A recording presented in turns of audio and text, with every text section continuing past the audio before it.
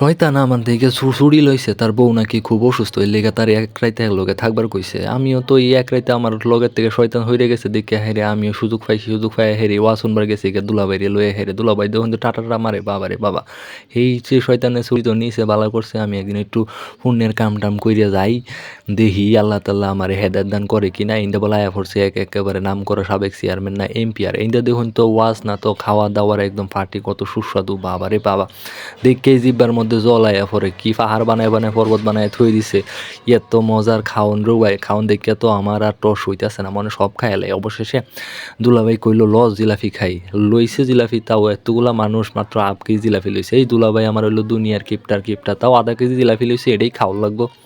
এটাই তো অনেক বেশি, আর কিছু নাই। খাওয়া শুরু করে দেবে চকচকা জিলাপি খাইয়া এত মজা পাইতেছে। আর খাই আপনারা আমার নজর মারুন না যে ঠিক আছে আমি খাইতেছি, আমার খাইবার দিন একটু শান্তি মতো হারিয়া মজা করে খাইয়া লই।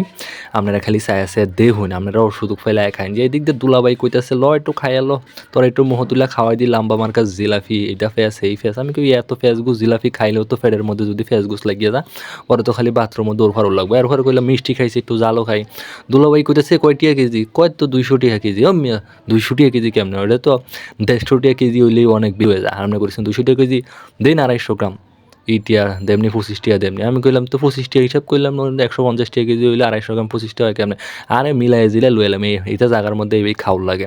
তো মানুষ তো ব্যবসা বাণিজ্য কইরা বললে আলতাছে লালে লাল একেবারে সবুজ বাতি ব্যবসা যে লাভ পরিমাণ করতেছে, এর মধ্যে হ্যাঁ করে একটু আমরাও চালাকির বরে খাইয়া লাগে। আর এই দিকতে কইতেছে মিয়া বালাই ইনকাম করতেছেন, বেড়া কইছে আরে কন্যা যে এই কয়দিনই তো কামাই করাম, ওয়াজ মাহিল আছে 3 দিন বেচা কিনে করে হেরে 6 মাস উঠতে বইয়ে খাইবাম, যাই ফারি কামাই লই।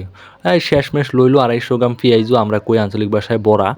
এই পেঁয়াজু খাওয়া শুরু করলাম। পেঁয়াজটি মোটামুটি খারাপ আছেন না, বালাই আছেন, কিন্তু আমার কাছে মিষ্টি মিষ্টি লাগছে। এত মিষ্টির মধ্যে থাকলে আসলেই জাল জিনিসও মিষ্টি হয়ে যায়, এটা কিছু করার নাই। তাও না ভাই খাইছি। আমি যেভাবে খাইতেছি গাল ফুললে মনে হচ্ছে দুনিয়ার মধ্যে খাই না। এখন আমার খাওয়ার মধ্যে খুবই আর কি রুচি আয়া পড়ছে। দেখা কি করুন যাবো, খাইয়া লই সুযোগ পাইছি। কিপটা দুলাভাই লগে আছে, হ্যাঁ যে খাওয়াইতেছে, এটাই তো অনেক বেশি। এই সুযোগ আচ্ছারা কোনো কিছু না, ইচ্ছা মতো ভালো লাগবে। আর আরও কিনার দা খাওয়ানোর অভাব নাই।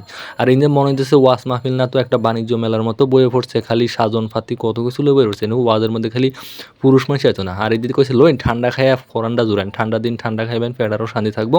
এরপর সারা রাত ওয়াজ শুনবেন না, হইতে হইতে ঘুমাইবেন, সকাল উঠটা বাজ যাবেন গা। আর এদিকে মায়াগর চুরিরা আর কি দরকার পরে এই ফুলাফানে খেলনা মেলা, এটা কি মেলা বইছে, এটা একটা ইসলামিক ওয়াজ মাহফিল, এর মধ্যে এইটা কে লিগে তুলে দরকার নেই। আর মায়াগর সবচেয়ে প্রিয় জিনিস আচার, বাবারে আমার মুহের মধ্যে পানিতে বইরে গেছে, আমি কি কইব আসলে।